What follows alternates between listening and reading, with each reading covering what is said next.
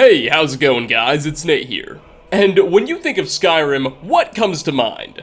Dragons, bandits, heroes, maybe snow? Well, perhaps one word to consider is love. Because the Elder Scrolls V isn't just about saving the world, but it can also be about settling down with that special someone. And if you have the Hearthfire DLC, you and your partner can even start a whole family. Altogether, Skyrim offers about 70 different characters of all sorts of personalities and backgrounds to choose from when searching for a spouse. That's a lot of options. So, today I figured, why not narrow it down a bit and dive into some of the best? Kick back by the fire, grab a bottle of warm mead, and relax, as we dive into 5 more amazing spouses in The Elder Scrolls V Skyrim. Starting off, we have Scout's Many Marshes. He's an Argonian dockworker in Windhelm, and as you probably don't need me to tell you, he's got a pretty rough deal, like most of his scaly-skinned friends in the city. In Windhelm, Argonians aren't allowed to live within the walls. Instead, they're forced to work and sleep on the settlement's dock, where conditions don't appear to be so great. This has led to quite the feeling of resentment shared by most Argonians towards the native Nord population. And the local Nords don't like the Argonians much either, viewing them as lazy and unhelpful in the midst of Skyrim's civil war. You'll note that Windhelm's Dark Elves are similarly mistreated and involved in a tense standoff of their own. However, despite this clearly hostile environment, Scouts is one of the few characters who sort of just wants everyone to get along.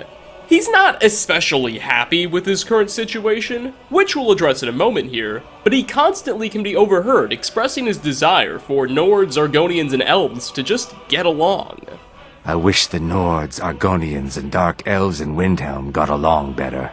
Some evenings he can be found at the New Nissus Corner Club in the town's Grey Quarter, where a discussion between him and the bartender can sometimes be triggered, where Scouts admits the Nords may not treat him well, but he still refuses to call them bad people, saying that deep down, he knows there's some good. Why do the Nords bother you so much, Amberus?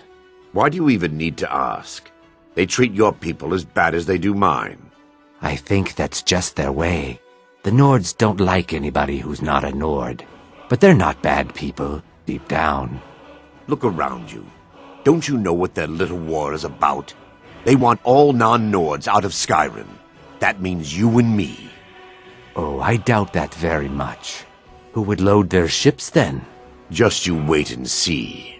Now, despite being an incredibly understanding fellow, and one of the very few voices of calm in this whole environment, Mr. Many Marshes is still under no illusions about his mistreatment, and will ask the Dragonborn for help in convincing his boss, Torbjorn Shattershield, to raise his wages, which he argues currently aren't nearly sufficient to get by, prompting a quick miscellaneous quest to begin, where you can either win a brawl, or persuade Torbjorn into raising the pay of his Argonian labor force. Do this, and Scout's Many Marshes will become available as a candidate for marriage, and the Dragonborn can invite him to move in with you, rescuing the Argonian from Windhelm's docks. In fact, if you really want to stick it to the city's rulers, you can have Scouts move into Hierim, Windhelm's player home, thereby defying the decree banning Argonians from living within the walls. Or, if you want, it's also technically possible to move into Many Marshes' bunk, though that's probably not ideal. Funnily enough, following the capture of Winterhold by the Empire, if you chose to align with the Imperials in Skyrim's Civil War, the Argonian will have some interesting things to say about Ulfric's demise. You have no idea. Did you know it was his decree that forbade the Argonians from living inside the city walls? I hope in his next life he's reborn as an Argonian forced to live in a slum because of some bigoted Nord dictator. I'm joking, of course, but I'm a lot happier seeing the Empire running things in Windhelm. So, a hard worker, respectable personality, plus a sense of humor. Scout's Many Marshes is clearly a candidate that should not be ignored. Next on our list, Moira is a Breton apothecary from Markarth, who works at the Hag's Cure, a potion shop, as an assistant to its owner. At face value, Moira seems like a pretty normal fellow, just trying to get by and avoid the wrath of the Forsworn like everyone else in the Reach's capital. However, if the player has joined the Dark Brotherhood and progressed far enough, it will become apparent that Moira's past and her present desires are anything but average, as she'll offer the player a contract to assassinate a bandit leader named Elaine Defont, who's currently held up with his gang in a dwarven ruin. Moira claims that years ago, while she was living in Windhelm, Elaine pretended to be in love with her, and eventually she fell for Elaine back, and the two entered a relationship together. For a while, everything was great. Until one day, Elaine and his gang robbed the Shatter Shields, a family Moira had grown up with, and fled the city. Elaine was just using her for her connections to a wealthy family in order to rob them. Following the incident, the poor girl was forced to leave her hometown in shame. The Shatter Shields now hate her, blaming her for the whole affair, and Moira has nothing.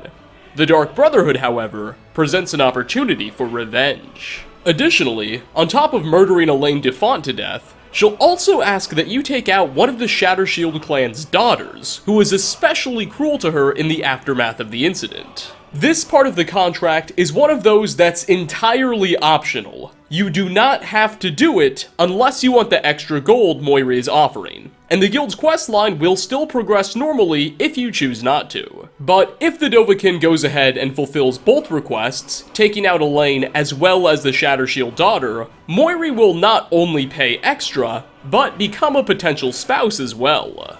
Now, I know what some of you may be thinking. This girl just wanted to murder people. Is she really the type of person I want raising my children? And to that I say, look who's talking. It was the Dragonborn who actually swung the blade. Really, the killings were a joint effort that prove how good the two of you are at working as a team. I mean, come on, we're not so innocent ourselves. Besides, scarred from the betrayal of Elaine, Moira deserves a stable and real relationship. One seemingly only you can offer. I mean, when you really think about it, this was a match made in heaven. Or, I guess, the void in all actuality. Although, if you do decide to marry her, just be careful you're sure about the whole thing. As if you change your mind and end the relationship, you may find yourself on the receiving end of a Dark Brotherhood assassin's blade.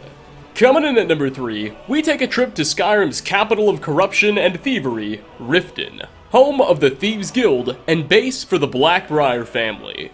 Amidst a city so full of liars, one fellow proves it's still possible to earn an honest, good living. Balamund is the city's resident blacksmith, and he stands in sharp contrast to so many of the shady characters we meet in the settlement.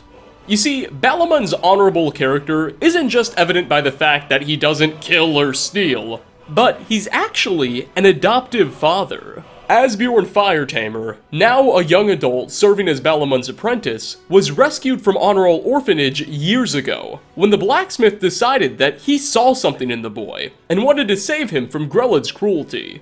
Something players involved in the Brotherhood know all too well. Asbjorn's now been given the chance to make a living for himself, and is even set as the heir to Balamund's shop when the man passes away. He essentially took the poor kid from nothing and gave him a great shot at success. Furthermore, it's not just his big heart that this Nordic steelworker is known for, but he's also regarded as one of the finest blacksmiths in Tamriel by Riften citizens. A reputation he credits to his employment of a rare ingredient called fire salts in his forges. The Nord will in fact offer you some coin if you can bring him 10 bowls of fire salts to use in his smelter. After doing this and completing the miscellaneous quest, Balamund becomes available as a husband. A neat little note about marrying him is that the blacksmith is technically the only marriage candidate in the game that has a son, even if he's adopted and now of age. Meaning that marrying Balamund is the only way to essentially gain a stepson in Skyrim.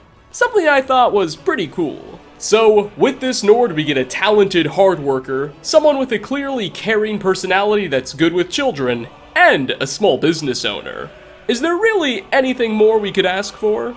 For 4th spot, Camilla Valerius is an imperial pawnbroker living with her brother Lucan in Riverwood.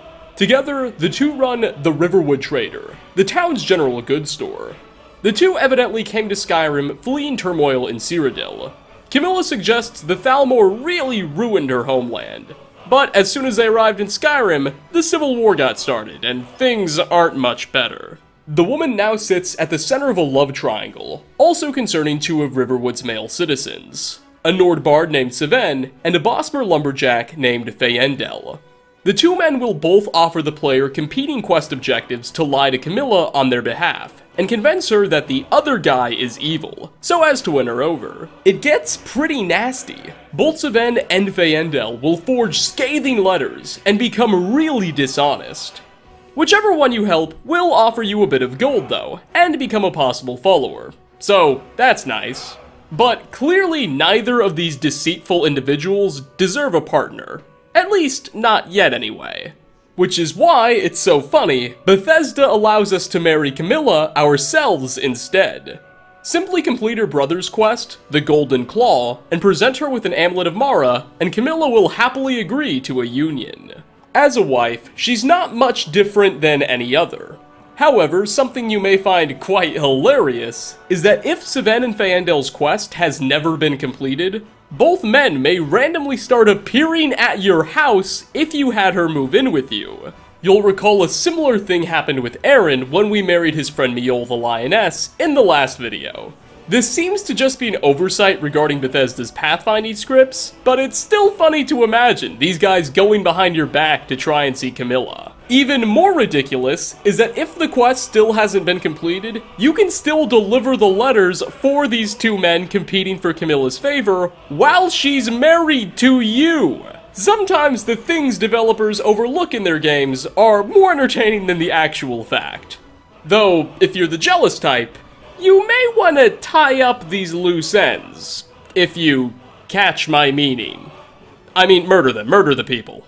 And finally, last on our list, Pavo Attius is an Imperial miner and owner of Kolskager Mine.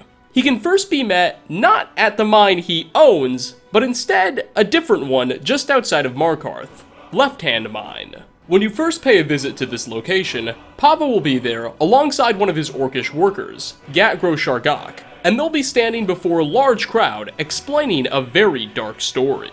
Apparently, just moments ago, Kolskager Mine was attacked by an army of Forsworn bandits. Pavo and Gat were the only survivors, and they desperately fled to this town, where they're now asking the locals for any aid they can offer. The settlement's leader has promised to send word to the Jarl, but the situation looks bleak, and the Forsworn are still occupying Pavo's mine. With most of the Reach's guards busy fighting a civil war and suppressing other Forsworn attacks, it looks like it's gonna take a very long time before Pavo gets his mine back. But as you might imagine, the Dragonborn can do something about this. Speak to the Imperial, he'll explain his problems to you, and you can offer to go rid Kolskager Mine of the Forsworn. Beginning another short miscellaneous quest. Yeah, you get the picture. You go to Kolskager Mine, you kill the Forsworn, you come back to Pavo, he gives you a bunch of gold, and becomes a candidate for marriage. Now, despite already being the owner of a very successful business, provided you've given that business back to him, Mr. Attius has some other qualities that make him a particularly excellent choice as a spouse. For one, he doesn't brag, but clearly he's quite courageous, as you can overhear dialogue from Gatgro Shargak, the orc who survived the attack with him, where he states that the two didn't just quietly run away. No, instead, they had to fight their way out. And the orc says Pavo saved his life amidst the chaos. Pavo and I had to fight our way out of Kolskager. Forsworn killed everyone else. Don't know what I would have done without Pavo. Man's braver than he admits. Indeed, the game suggests that Pavo is actually an experienced legionnaire, as once you have returned Kolskager Mine to him, and he and Gat have gone back to work, another conversation between them can be listened in on, where they discuss their service to the Imperial Legion in the midst of the Great War. Do you remember the Legion fighting the Thalmor in the Great War? There were many good battles, friend. I miss those days. You miss them? I don't know how many times I feared for my life. You didn't die. A battle you lived through is a great honor. Now, on top of owning an awesome mine and apparently being an experienced and skilled fighter, Pavo Attius also offers what I would consider to be the best spousal home you can get, as his house is an isolated cabin in a quiet part of the Reach's countryside, and it's that location that I really like. Plus, its size isn't half bad either. Plus, when you do marry him, all of the items in the mine that he owns will also be considered yours too. So you'll be able to take all of that ore just lying around without it being considered stealing. But you really should be marrying this guy for his courageous personality and excellent skill with the sword, rather than his home or his mine and all of that ore. Because, you know, if you did the latter, you'd be a bit of a gold digger. Get it? Because he owns a mine and you're taking his own, you get the picture. Anyway, before I embarrass myself any further, we are going to wrap up. 5 more interesting spouses in The Elder Scrolls V Skyrim Part 2. Thanks for stopping by, everyone. Which of these potential significant others do you have experience with, and what are your thoughts? And which husbands or wives have I yet to profile that you think I should do next? Leave a comment down below. As always, like ratings are very much appreciated. Again, thanks for watching, and I hope to catch you all in my next video. Peace out, everybody.